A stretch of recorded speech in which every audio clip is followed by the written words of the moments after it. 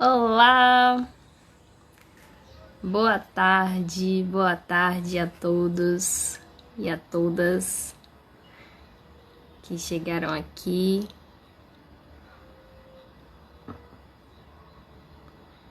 Hoje a nossa live será sobre polinizadores vertebrados. Oxe.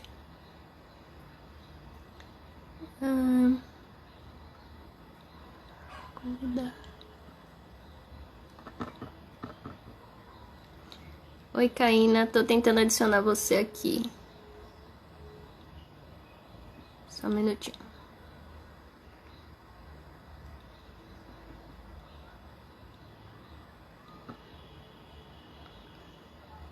Pronto. E aí, gente, sejam bem-vindos todos.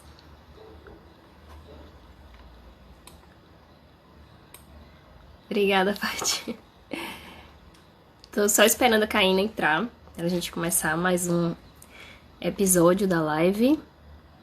Tô chamando você, Caína. Veja se... Tá dizendo que não... Só um minutinho, gente. Vai pausar o vídeo aí, rapidinho.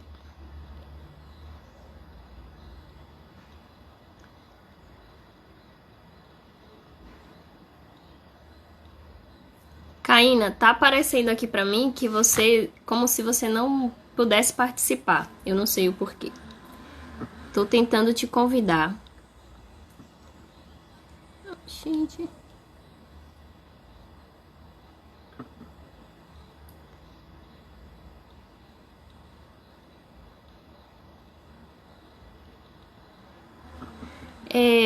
Vamos, Caína, faz o seguinte. Saia da live e entre de novo. E aí vai aparecer uma notificação para você solicitar para participar do vídeo comigo. Pode ser? Adorei, KK e K. Beleza?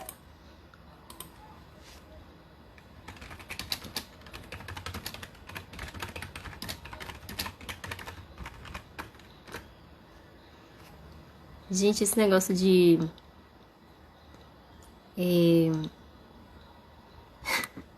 transmissão ao vivo de live dá umas coisas, né? Tá aparecendo aqui como se Caína não pudesse participar. Aparece aqui esse... Aparece assim, Caína não pode participar. Não sei porquê. Todo mundo pode, menos... Vai entender o que acontece com essas redes sociais, né? Parece que é coisa de Lady Murphy, né? Vou tentar... Ah, sim, tem que ser pelo celular. Já entendi, já tá explicado. Realmente acontece, Patrícia tá aí falando. Enquanto Caína vai entrar pelo celular, vou trazer alguns spoilers, então, sobre as próximas lives. Ela precisa entrar pelo celular, ela vai entrar pelo celular. Então, semana passada, a gente teve uma live, né, que foi sobre aplicação de entomovetores na agricultura. Quem perdeu a live, ela fica salva aqui no nosso IGTV. Agora vai participar. E semana que vem sobre declínio de polinizadores e agrotóxicos. Aí agora vai dar certo. Oi! Tudo bem? Tudo bem? E você? Meu computador não deixou não eu entrar só pelo celular. Não pode pelo computador, só pelo celular mesmo. Assim deitado, você fica deitada também. Pronto, Se for, aí tá ótimo. o celular Então, caiu. gente, tava dizendo aqui que sempre acontece um probleminha assim, né? Com, com essas coisas ao Eu não, vivo, né? De eu não tecnologia. sabia, eu não sabia que não podia entrar pelo computador. Eu pensei que pudesse Tá entrar. tudo bem, mas tá tudo bem, tá ótimo.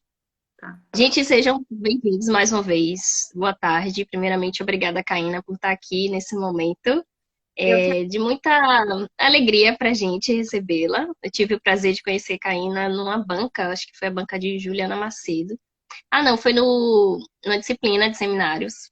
Isso. E, e achei a Caína super encantadora, assim, né? Além de ser muito competente, muito é, assertiva, assim, uma pessoa inteligentíssima, muito encantadora também, uma cientista admirável. Então, muito obrigada por você estar aqui. Eu estou muito feliz que você topou participar aqui das lives. Só para quem ainda não sabe, essa é uma série de lives que a gente está fazendo aqui no Guardiões da Chapada, que é para falar, né, sobre temas que falam assim, sobre se os polinizadores entrassem em quarentena. Então a gente fez uma primeira temporada, a gente não é Netflix, mas a gente tem temporada. A primeira temporada em que a gente apresentou alguns trabalhos, alguns projetos e resultados de pesquisa que fizemos no grupo de pesquisa Polinfruit, que é um grupo sediado na UFBA. E agora, nessa temporada, a gente está fazendo algumas lives com convidados, né? Pessoas que são especialistas em um determinado tópico de pesquisa que está relacionado com polinização. E aí, na live de hoje, a gente vai falar sobre polinizadores vertebrados com a Caína, e daqui a pouco ela vai se apresentar. A Caína, ela já tem uma vasta experiência nesse assunto. Então, eu vou pedir para que a Caína se apresente, para que ela fale um pouco assim de onde ela é, não vou falar aqui, e por que ela trabalha, né, com polinizadores vertebrados. Boa tarde a todos, né? Muito obrigada aí por vocês estarem assistindo essa live, né? Agradeço muito o convite, né, dos Guardiões da Chapada. A Karen foi uma graça comigo, né? Foi super legal. Eu sou da Universidade Federal de São Carlos, aqui do estado de São Paulo, né? Do campus de Araras. Trabalho com polinização, estava falando com os meus colegas agora numa reunião que eu acabei de sair, acho que há mais de 15 anos, desde o meu primeiro ano da graduação, né? Fiz iniciação científica, mestrado, doutorado, sempre com biologia da polinização, né? Fui orientada da professora Marlise na Unicamp e estou aqui assim para a gente bater um papo bacana, né? Contar algumas histórias de campo para vocês, né? E interagir da melhor forma possível. Muito obrigada. Ótimo, ótimo, bacana. Eu esqueci de me apresentar, gente. Eu sou Karen, mas assim, eu já participei de outras lives aqui. Eu sou uma das pessoas que está aqui por trás desse perfil, né?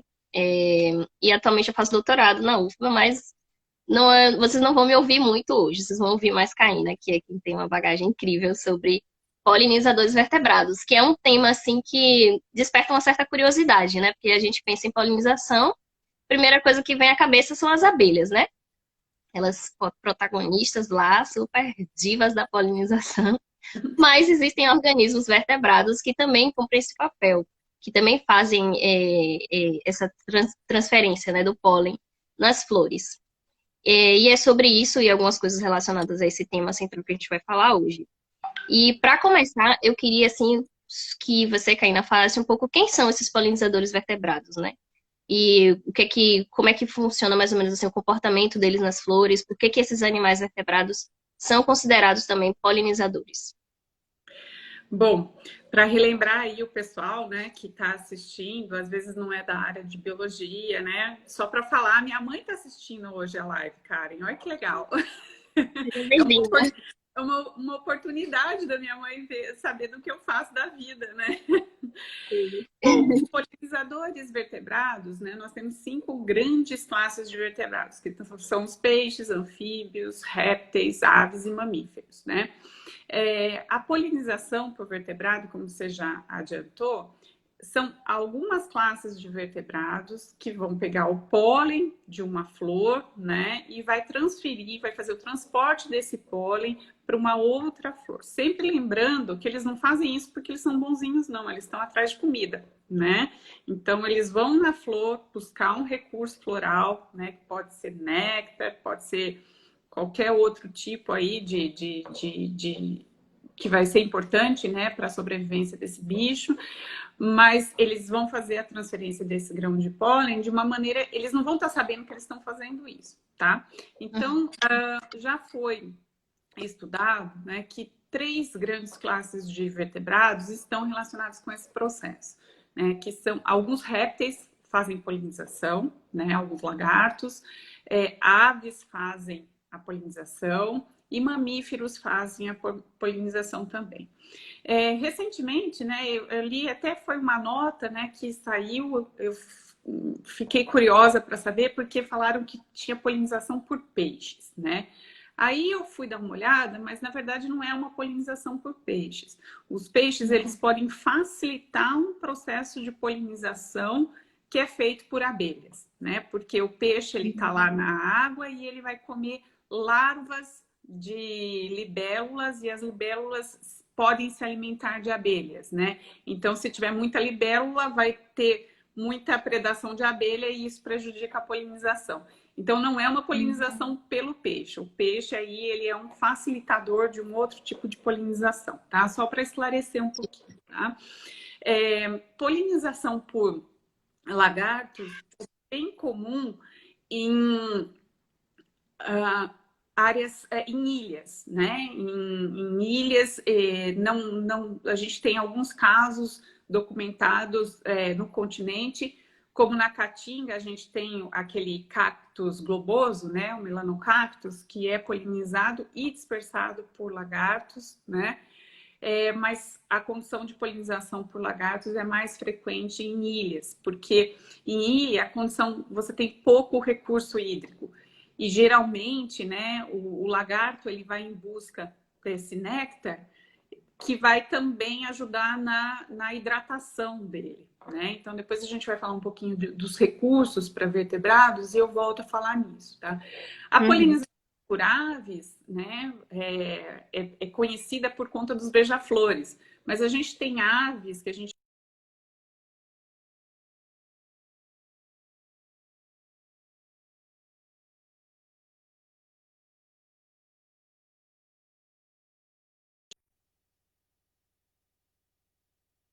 de mamíferos não voadores, né, que fazem a polinização, tá? Massa, ótimo. Teve um momento que travou, mas acho que eu não perdi nada, não. Você estava falando das aves e outros mamíferos não voadores, né? Isso, né? Os mais conhecidos são os morcegos, mas nós temos os mamíferos não voadores, né? Que também são conhecidos em alguns casos de polinização. Certo. Assim, a gente também já viu, por exemplo, teve até um post recentemente que a gente fez aqui, que foi um caso documentado pelo pesquisador Felipe Amorim, que foi lá o caso do gambá, né? Isso.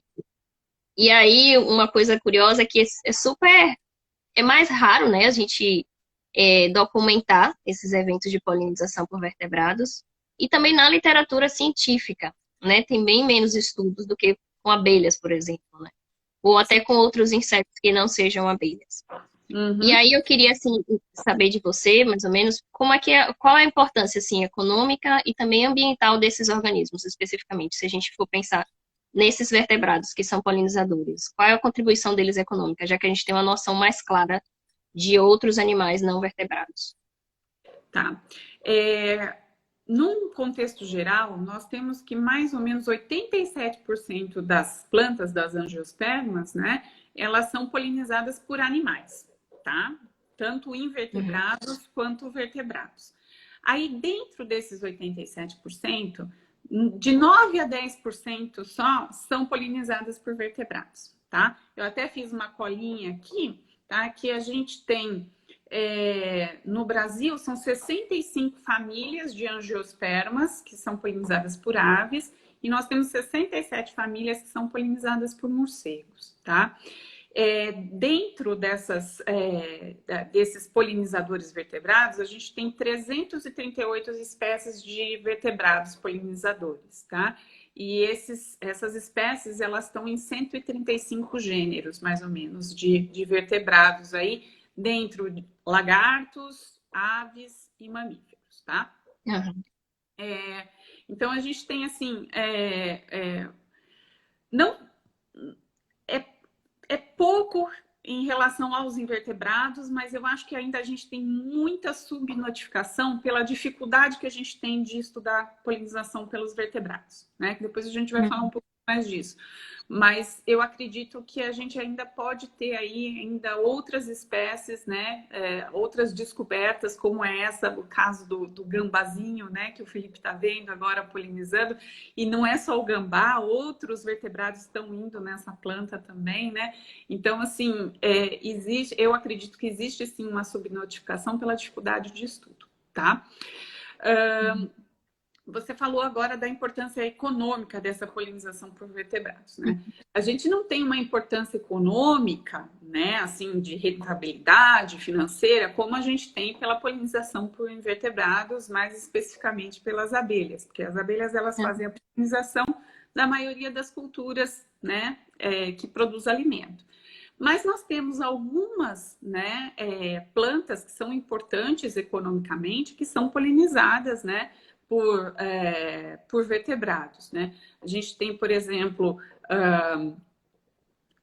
o pequi, que é muito conhecido na região centro-oeste, né? Que as pessoas adoram comer arroz com pequi, né? Lá, que é uma planta polinizada pelo morcego, né? A flor dela abre à noite, ela tem todas as características para uma polinização por morcego, né? Você, no anúncio da live, né? Você colocou, olha, né? Assim, a polinização por morcego, as noites de sexta-feira seriam mais tristes, porque o morcego, ele é responsável pela polinização da planta que a gente produz, né? A tequila, né? Também. E aí a gente tem várias outras, algumas, por exemplo, a pitaia, né? Tem uma adaptação também para polinização por morcego. Então, assim, a gente tem sim algumas plantas que são importantes economicamente, que são polinizadas por vertebrados, tá? Tá. Ó, surgiu uma pergunta aqui da Blanche. Blanche quer saber, Caína, dentre os polinizadores. Ui, sumiu. Dentro dos polinizadores vertebrados, quantos estão nas listas vermelhas, né, de espécies ameaçadas? É uma pergunta interessante, né? Porque às vezes a gente, embora não tenha assim, um dado muito concreto sobre essa importância, às vezes existem relações muito específicas, né, entre a planta e o polinizador. Então, Sim. se você perde uma espécie de um vertebrado, assim, quanto é que desses assim estão em lista de espécies ameaçadas de extinção? Olha, o número ao certo, né? Eu não tenho esse número para dar para vocês, né? Eu acho que é até uma coisa bem interessante da gente estudar, né? Porque é o que bem você falou. Se o bicho está em extinção, a interação está em extinção também, né? Então, a gente vai ter...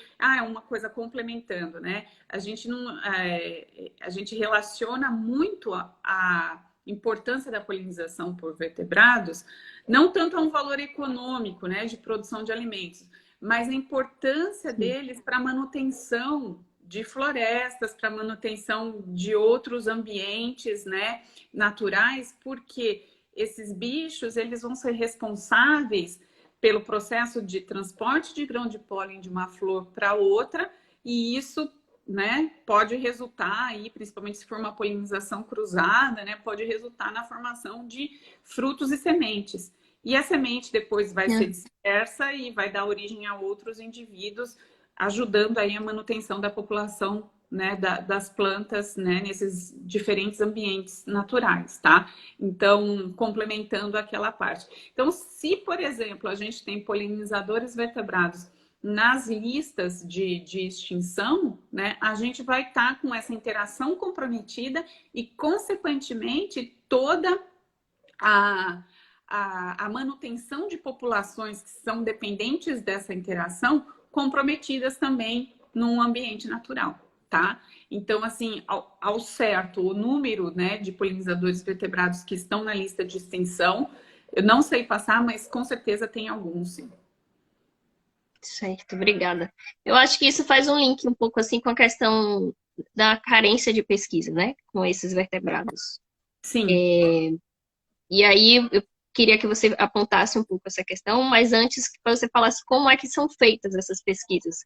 com polinizadores vertebrados, assim? Como é a vivência? Como é que se pensam as perguntas dentro dessa temática? Olha, estudar polinização por vertebrados é, é difícil, não é fácil, porque os bichos, eles têm comportamentos muito diferentes do que a gente está acostumado a ver nos invertebrados, né? Para registrar, por exemplo, a visita de um beija-flor, seja de uma outra ave, de um morcego, uma flor, e para realmente você falar ele é o polinizador dessa espécie, é muito difícil, né?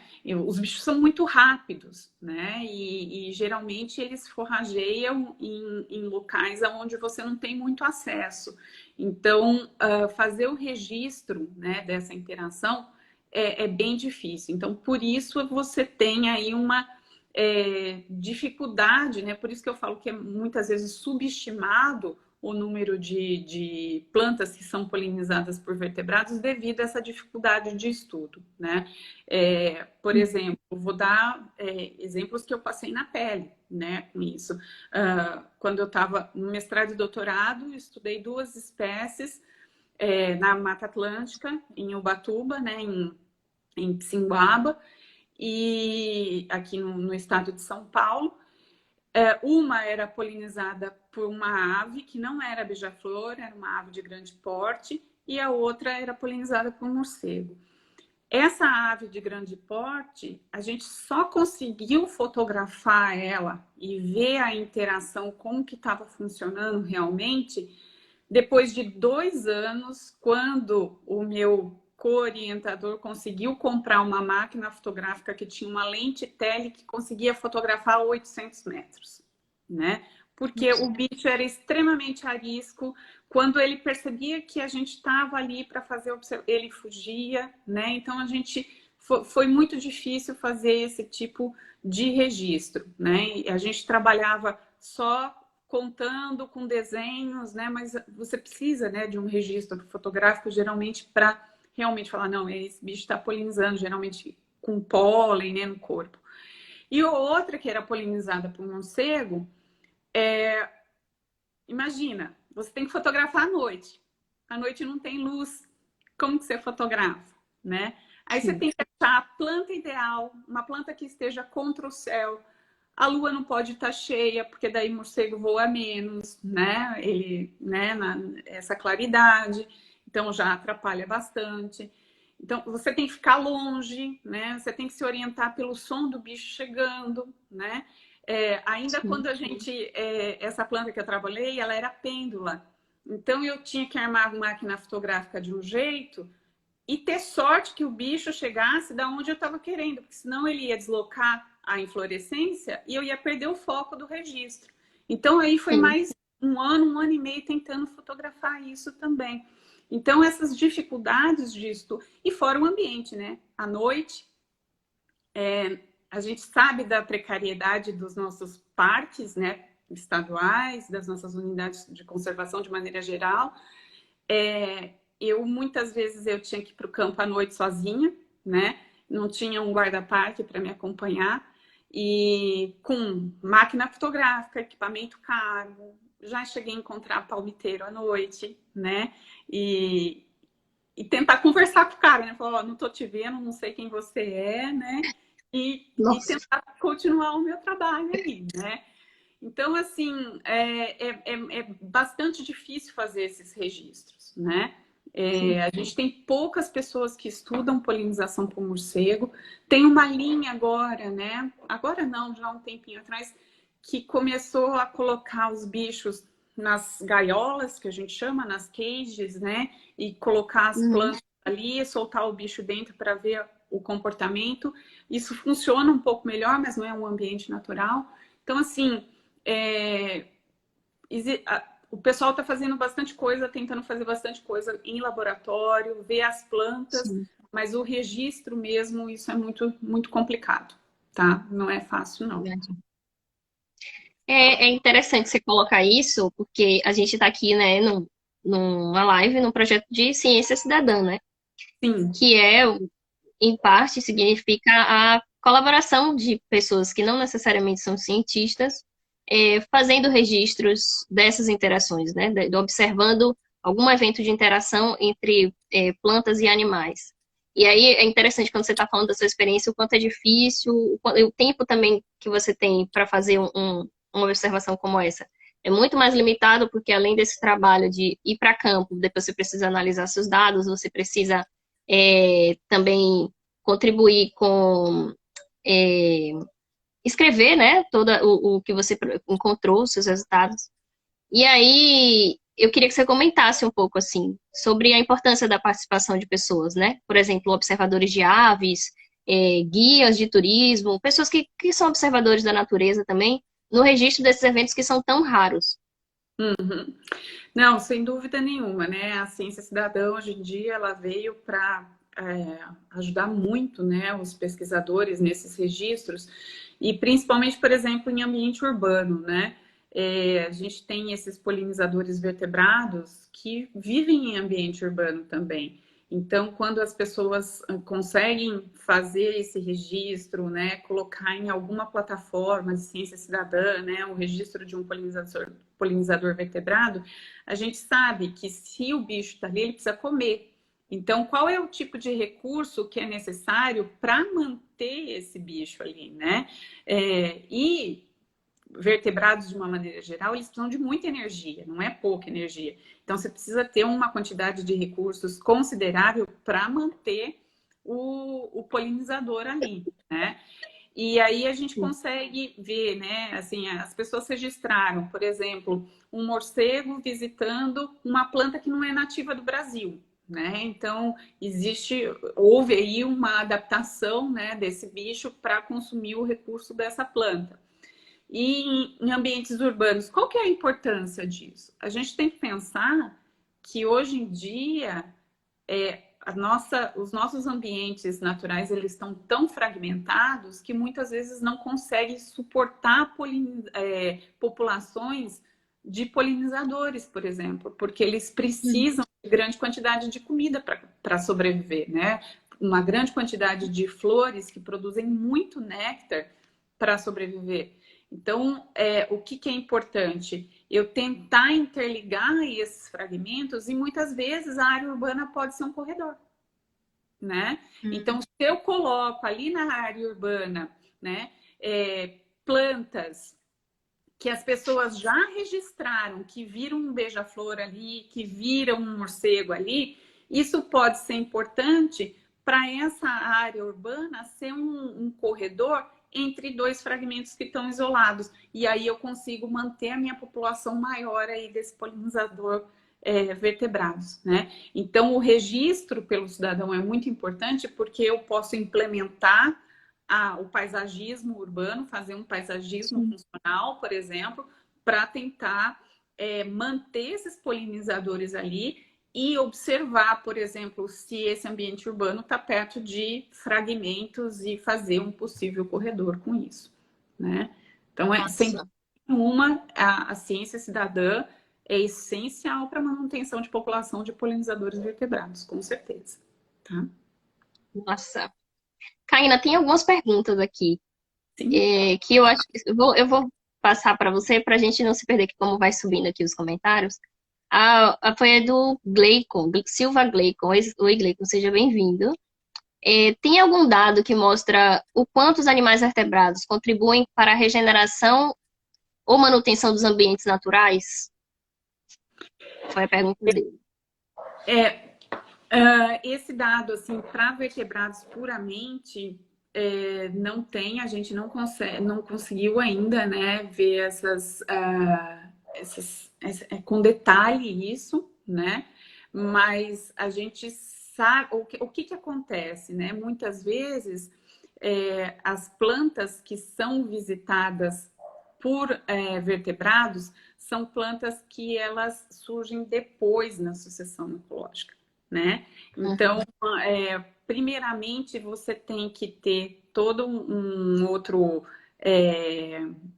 um conjunto de plantas aí, né? Que muitas vezes são polinizadas por invertebrados e depois, na sucessão, vêm as polinizadas por vertebrados, né?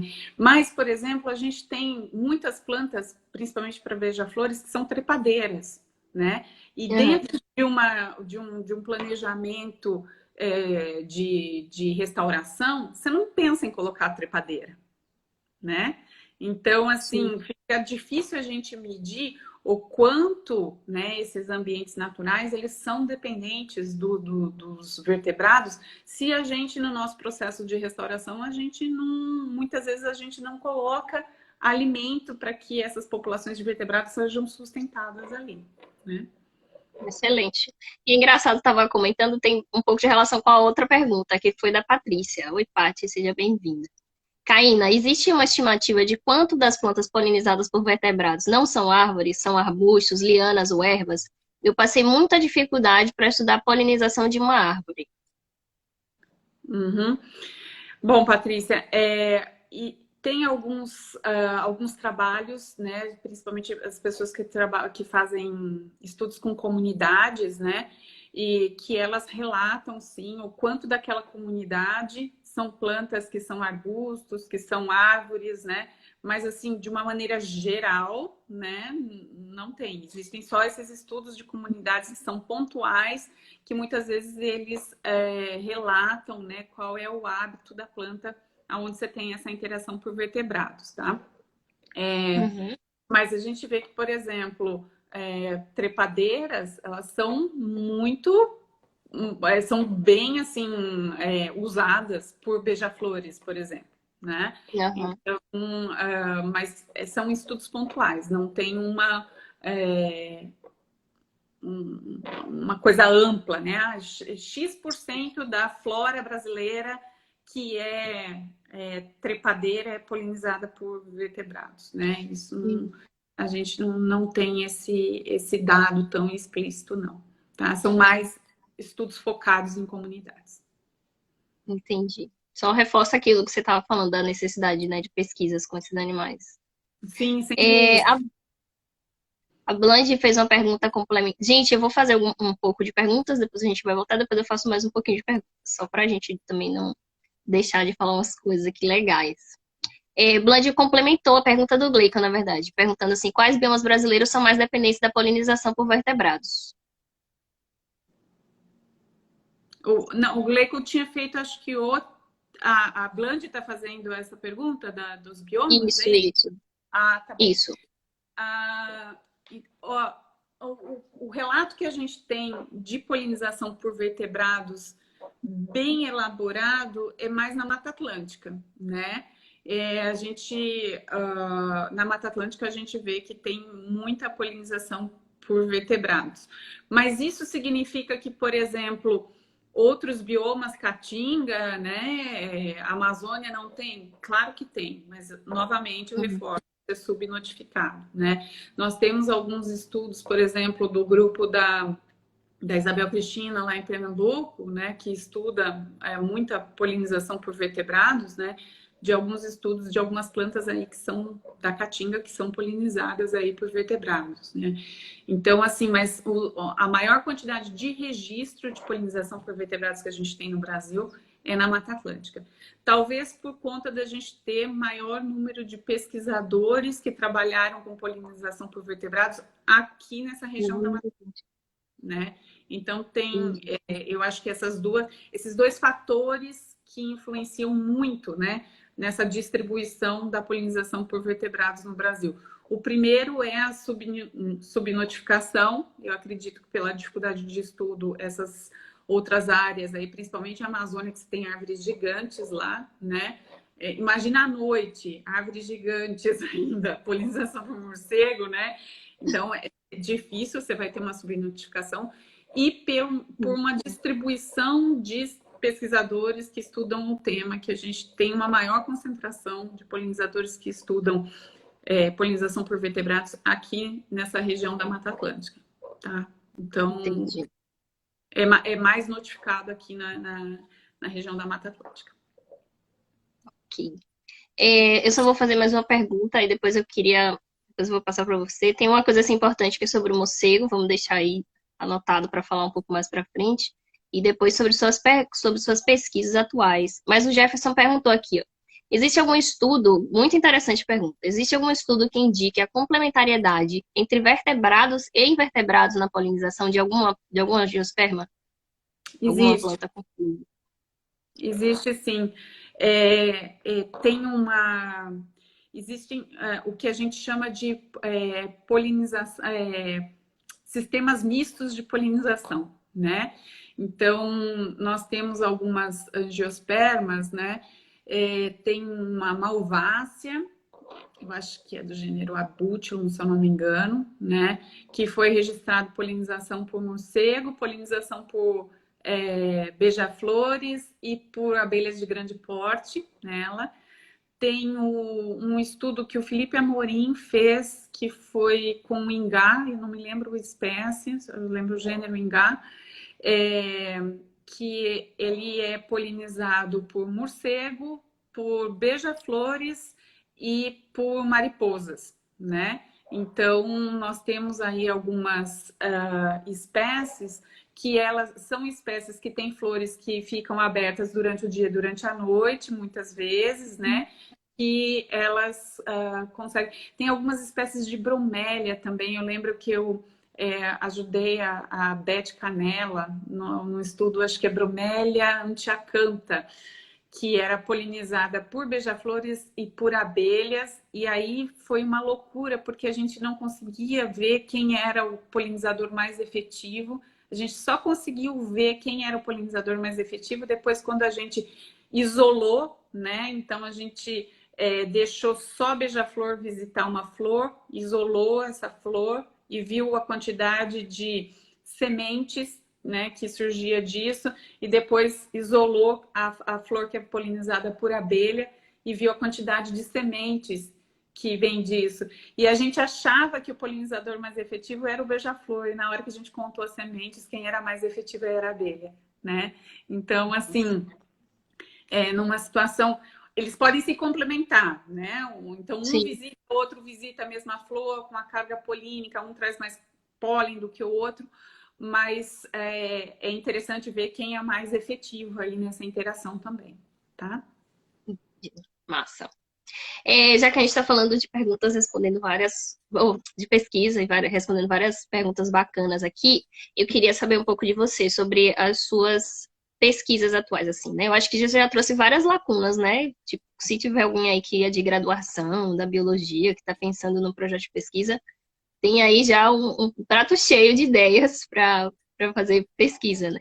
Mas eu queria saber agora, assim, qual a sua linha de pesquisa atual, como é que você está atuando, assim, dentro dessa área relacionado a polinizadores vertebrados.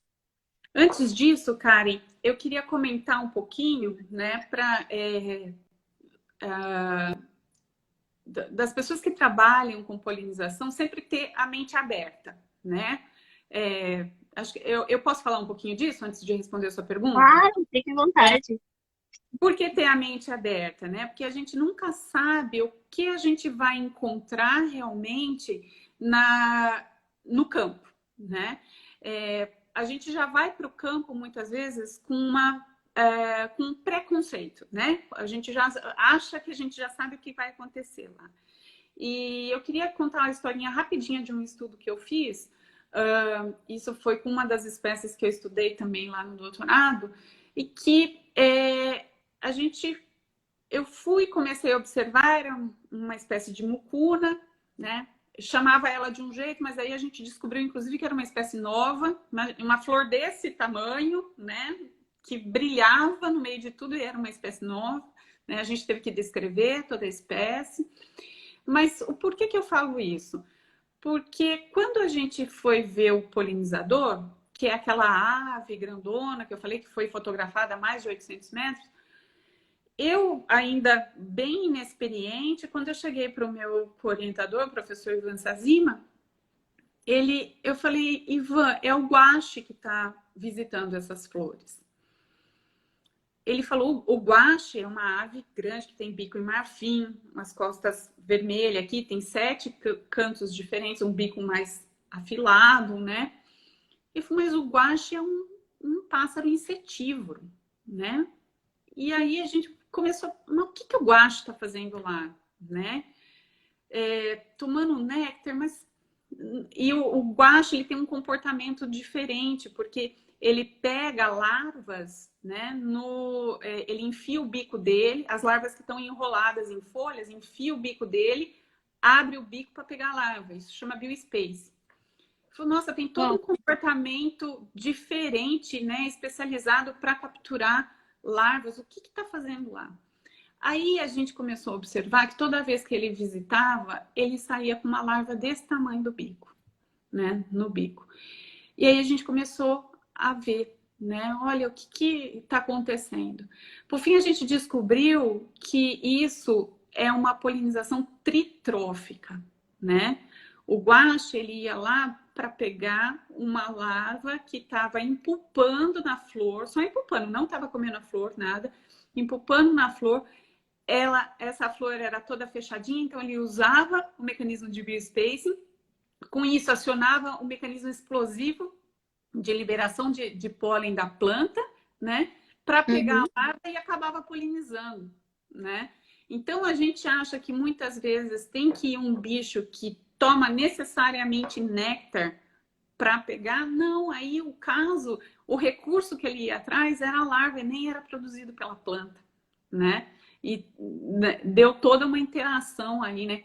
Esse é um estudo que a gente publicou, né, na revista Biotrópica e que é, assim, para mim, um dos grandes estudos que falou na minha vida, assim, ó, agora entrando na pergunta que você me fez.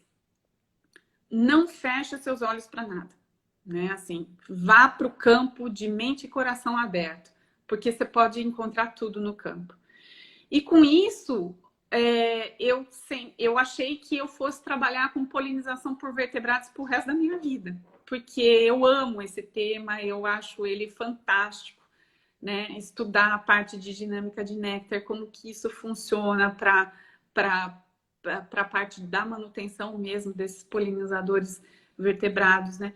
Mas aí eu consegui trabalho, né, na Universidade Federal de São Carlos, num campus de ciências agrárias, que trabalha com agricultura. Então eu tive que mudar minha linha de pesquisa para trabalhar com polinização de culturas agrícolas, né? Então, assim, a minha grande paixão, eu acho que eu nunca vou deixar de trabalhar, de observar, principalmente em áreas urbanas, os polinizadores vertebrados.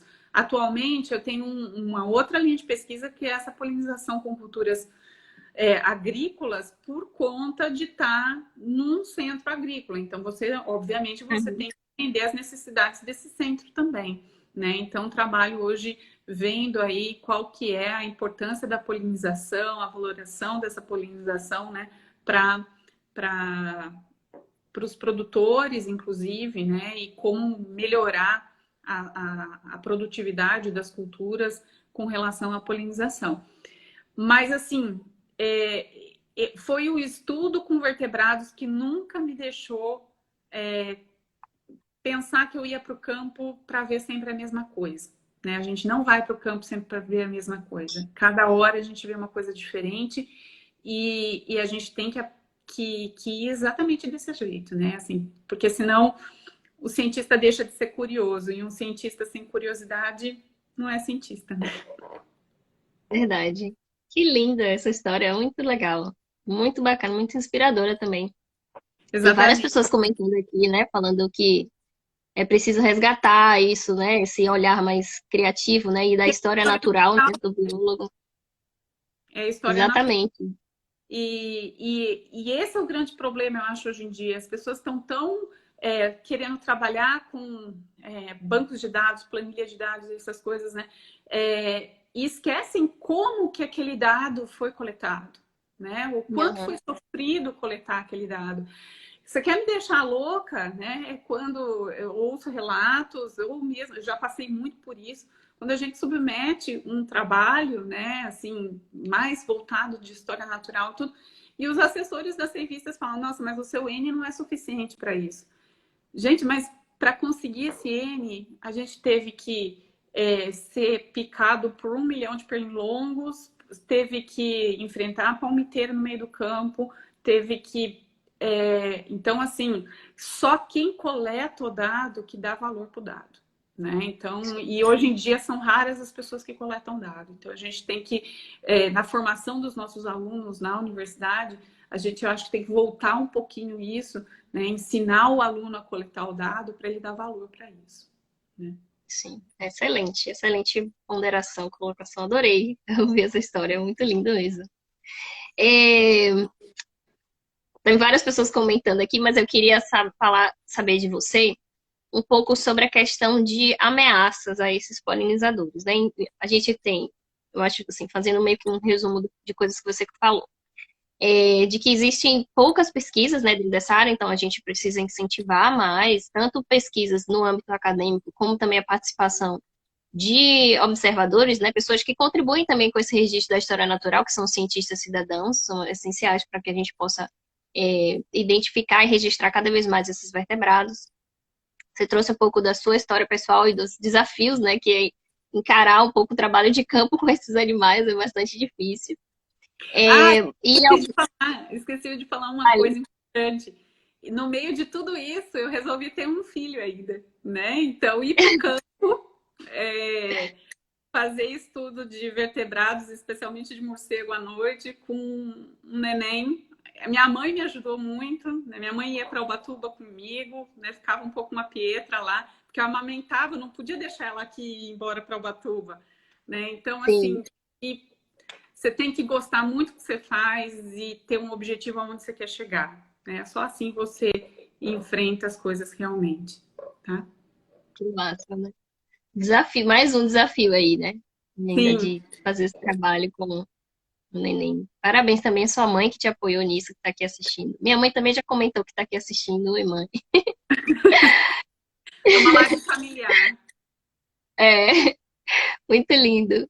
Mas eu queria que você comentasse um pouco assim, acho que algumas perguntas estavam tendendo para esse tópico assim, sobre as ameaças a esses polinizadores vertebrados. Mesmo a gente tendo um pouco de carência de dados, inevitavelmente as ações antrópicas também terminam afetando eles. Aí eu queria que você comentasse quais seriam essas principais ameaças aos polinizadores vertebrados. Eu acho que assim a principal ameaça é como a gente está usando o nosso solo, né? Como a ocupação, né, do nosso solo, ela está, por exemplo, a gente está desmatando muito, a gente está tirando muita vegetação natural, né? Para fazer essas grandes monoculturas, por exemplo, ou mesmo a parte de infraestrutura urbana, né? E esses polinizadores vertebrados, como eu já comentei aqui, eles precisam de muito recurso floral para se sustentarem na área. Então, se você tem um ambiente pequeno, um ambiente natural pequeno, um fragmento pequeno, consequentemente, você vai ter pouco recurso floral e o pior de tudo, né? Se ainda você tem um pouquinho ao longo do ano inteiro, vai lá. Mas muitas vezes tem alguns períodos do ano que você não tem recurso nenhum para esses bichos. Aí eles morrem mesmo, né?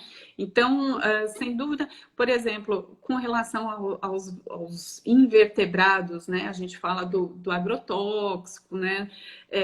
Para os vertebrados, né? Assim, como eles utilizam mais as plantas que não são de culturas, né? Mais de ambiente natural. Então, assim, essa preocupação ainda dos agrotóxicos a gente não tem muito com os vertebrados, né? Porque eles estão lá no ambiente natural. Mas se eu tiro o ambiente natural de maneira geral, né? Mudança climática também, o pessoal está vendo que tem uma grande influência, né? Mas sem dúvida nenhuma, a principal ameaça para esses polinizadores é o uso da terra, né? Assim, o como que a nossa vegetação natural está sendo extraída e não se pensando de uma maneira racional para se manter esses fragmentos, né? A gente tem alguns fragmentos, mas eles estão isolados e muitas vezes fragmento isolado, por exemplo, se o bicho não acha alimento nesse fragmento, se ele tem um corredor, ele consegue mudar para outro fragmento e ver se ali ele tem comida para se sustentar. Agora, se eles estão isolados, eles não conseguem fazer isso, né? Uhum. Nossa.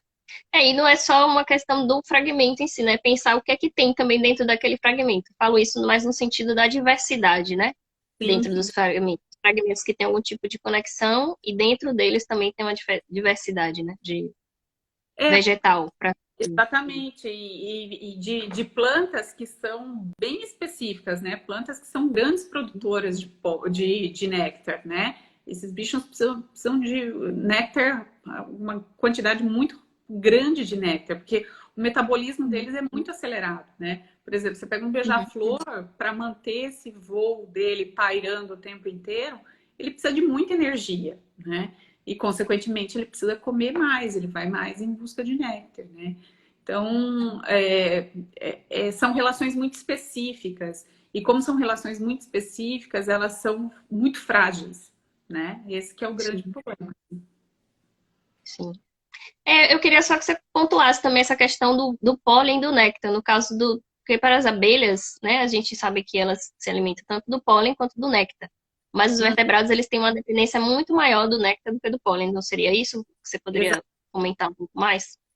Exatamente. Eles vão em busca, né, do recurso energético e não proteico, né?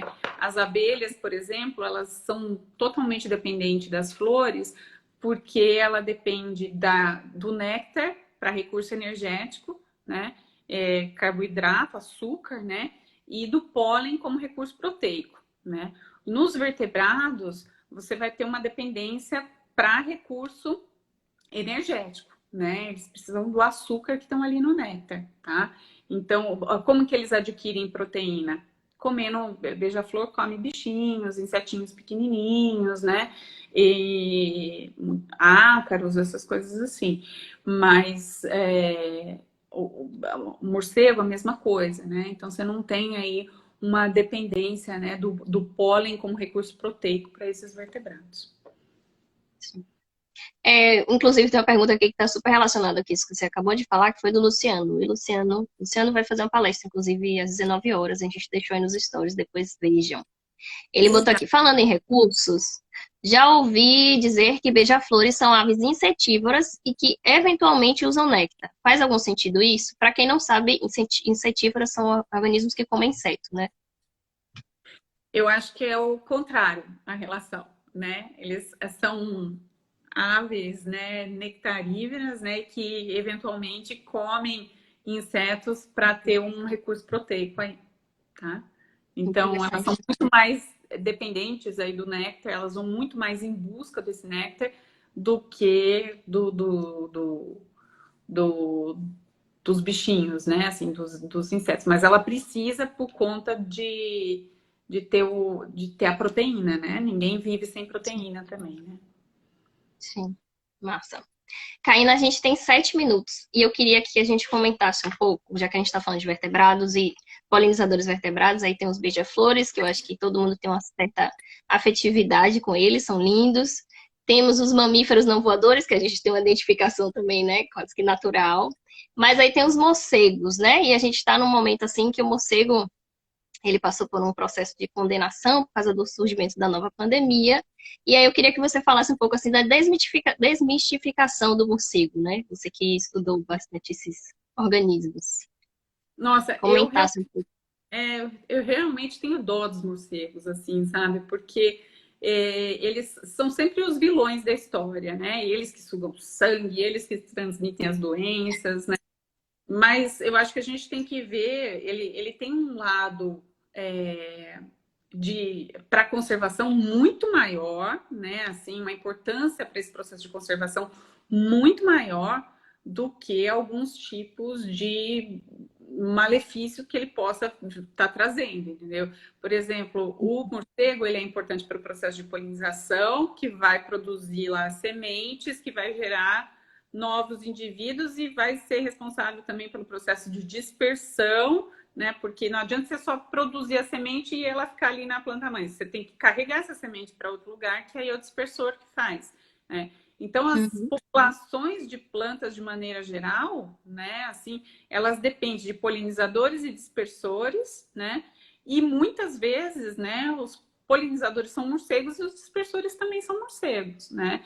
Então, assim, eu gostaria que as pessoas que compartilham dessa ideia da importância do morcego difundissem mais isso para tirar um pouco do papel do vilão, né? Assim, que eu acho que muitas pessoas, obviamente, às vezes o morcego ele pode transmitir raiva, isso, aquilo, mas são coisas muito pontuais, né? Os benefícios desse bicho é muito maior do que os malefícios, sem dúvida nenhuma. Tá? Com certeza. E bom, morcegos precisam ser considerados a fofofauna também, né? Que eles são muito bonitinhos. A Patrícia comentou aqui Lindos. que eles parecem cachorrinhos com asas e fazem polinização em trapline, conectando fragmentos, né? Então são muito fofos. Olha, a gente tem 5 minutos.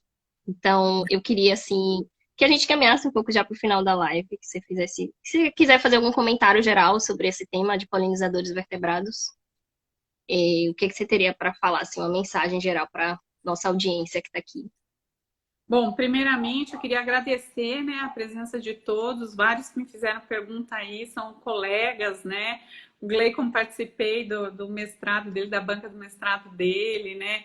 Luciana da UFSCar, Bland, muito querida, a gente sempre trabalha junto quando pode. Então, assim, muito obrigada mesmo, né, pelo convite. E o recado que eu acho que são 2 recados que eu tenho que dar. O primeiro é a importância da gente pensar na conservação desses polinizadores vertebrados aí e como a gente está usando a nossa terra, né? Para que fim a gente está destinando a nossa terra, né?